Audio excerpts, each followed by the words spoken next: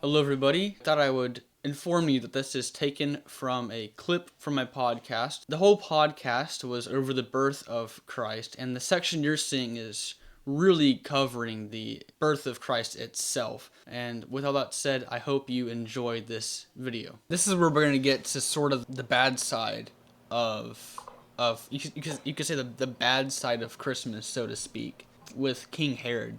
Now, this guy.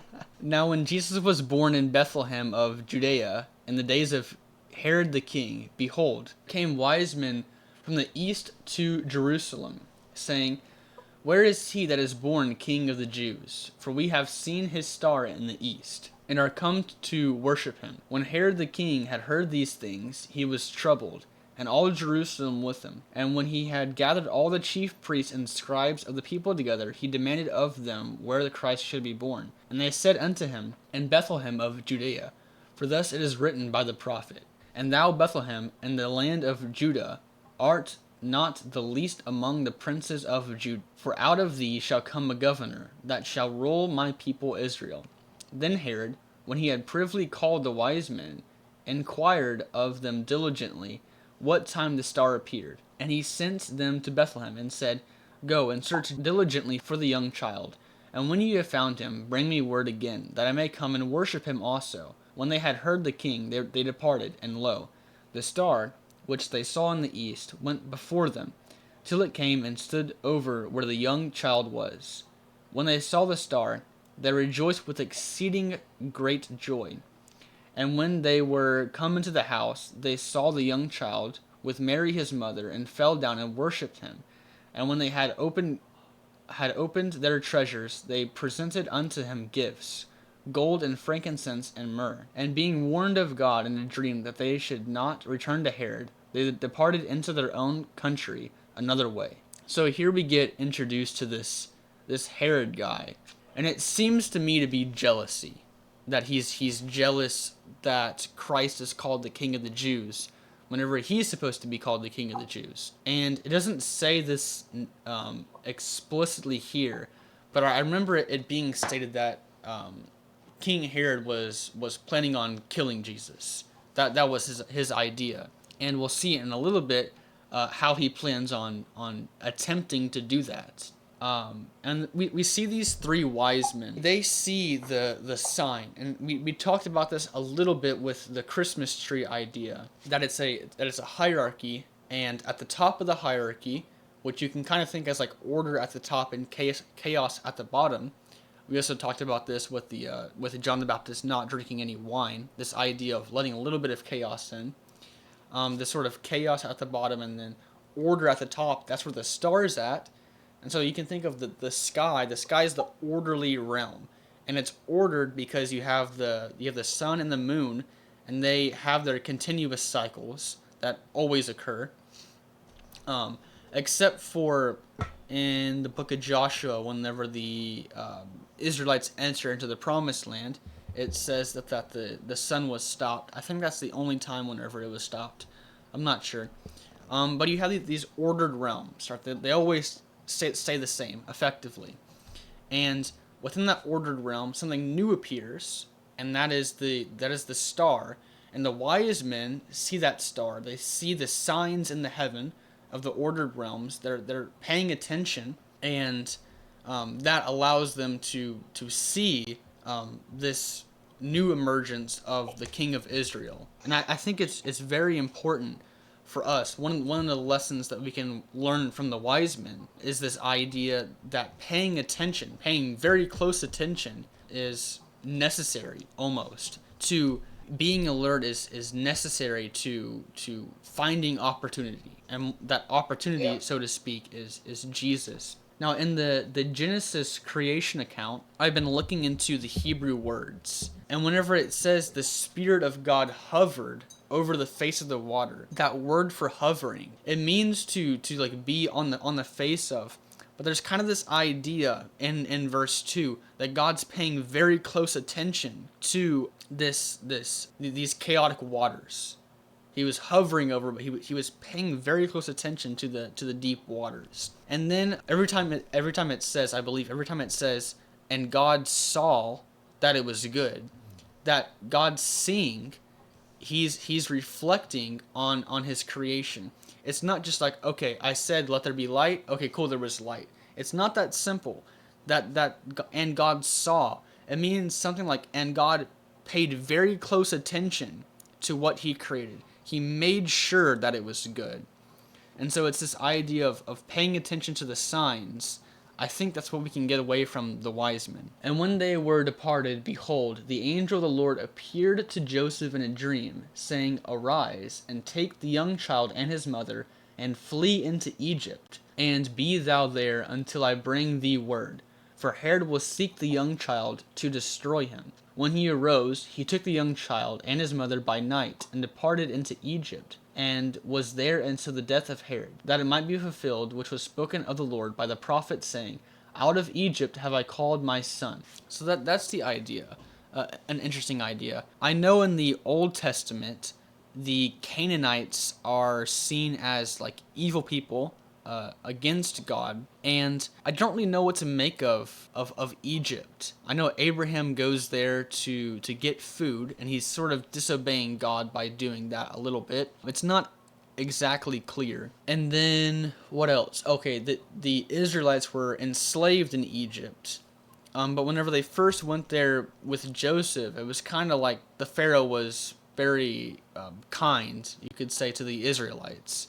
So do you know what Egypt represents in here? Like, why do Joseph, Mary, and Jesus go to Egypt? I guess Tell me. I don't know the answer. I mean, I think it would be because, I mean, obviously, for one, they're trying to take safety from Herod, but also, if we're trying to look at it symbolically, Egypt in the Old Testament represented slavery, and slavery, just that's it, slavery, and I guess if you want to put it in this context, slavery of our sin, if you want to say it like that, because when we are in sin, we're slaves, basically. They're basically slaves to it. But when we're talking about Mary, Joseph, and Jesus fleeing there, I'm not so sure. I guess it kind of has this dual nature, where it's like, the Israelites were slaves there, but it's also like this place of security, I would say. In the Abrahamic story, it's the place where there's food. In the story of Joseph, it's the place where there's food, where people are coming to buy food. But it's also got this idea of this sort of tyranny. And so I guess in this sense, it's kind of like it's like a safe space. That's how it's being portrayed. Okay. Yeah.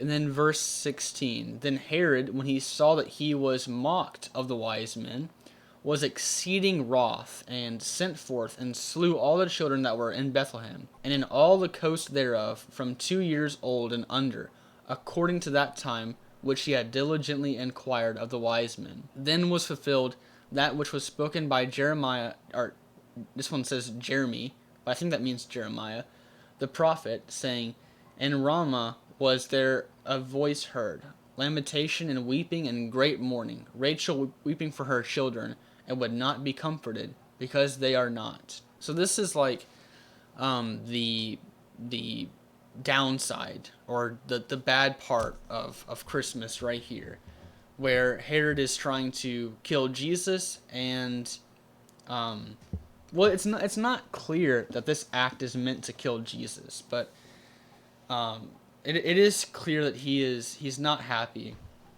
and he goes and he slays children 2 years old and younger. This is a terrible thing, and I guess I don't really know what it represents, but Christmas is kind of like this lowly time. It's at the point of the year whenever it's cold. There's not a lot of daylight. It's kind of seen as like this like death and like destruction, like the harsh winter. When the leaves die or whatever, when people are hiding in the earth, or they're hiding in their houses. And so Yeah. I guess that kind of goes along with this idea of the death of the children. me and you can't really put this in the context of a symbolic meaning, but what I said was it's just another prime example of how God works. He uses other people for our good, or he uses, you know, he it may not be all the time. It's a direct link with you and God. He uses other people in our lives, and that could be in our daily walk with Christ, or that could be in this, for this example, the fleeing to Egypt to escape Herod's wrath. So. Oh, back to the idea of the blind man. Why was he blind from birth? That was what it was. Okay. Verse 19. But when Herod was dead, behold, an angel of the Lord appeareth in a dream to Joseph in Egypt, saying, Arise, take the young child and his mother, and go into the land of Israel, for they are dead which sought the young child's life. And he arose, and took the young child and his mother, and came into the land of Israel. But when he heard that Archelaus did reign in Judea, and the room of his father Herod, he was afraid to go thither. Notwithstanding, being warned of God in a dream, he turned aside into the parts of Galilee, and he came and dwelt in a city called Nazareth, that it might be fulfilled which was spoken by the prophets, he shall be called a Nazarene. And that is the end of the Bible part of this. I guess since this is supposed to be specifically about Christmas, we can kind of get to the origin of Christmas, which is this birth of Jesus. And I want to go back for a second to this idea of the days being the shortest around Christmas time. But Christmas, it's like it's the darkest, it's the coldest, the harshest time of the year. Fall is kind of seen as this like intermediary point where it's sort of mixing between the season of prosperity and the season of death, if you want to call it that, of loss of plant life and maybe even human life. If we're speaking about the past, Jesus he's the light of the world, and it makes sense that he's born at this time because he's the light of the world. He's meant to bring life, and so he's born at the period in which there's the least amount of life. We also talked about the idea that Christ was born, if we're talking on a larger time frame than just a year, he was born when there was the least amount of worship in terms of gods, or you could say there was the most amount of spiritual poverty. That's whenever Christ came. And so I think it's a similar idea that Christ came to heal, and he came when there were the most amount of sick. So I think that's the idea to Christmas.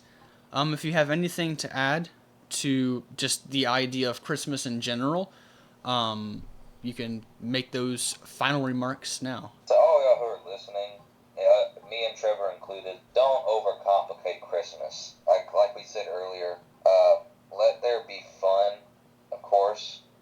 Don't have Christmas in a too orderly fashion, or it's not joyful anymore. It's just a routine. And just love your family, love your neighbors, celebrate Christmas for Jesus, because that's really what the whole Christmas is about. It's about Jesus, and just celebrate it with your family, guys. Alrighty, thank you guys for watching.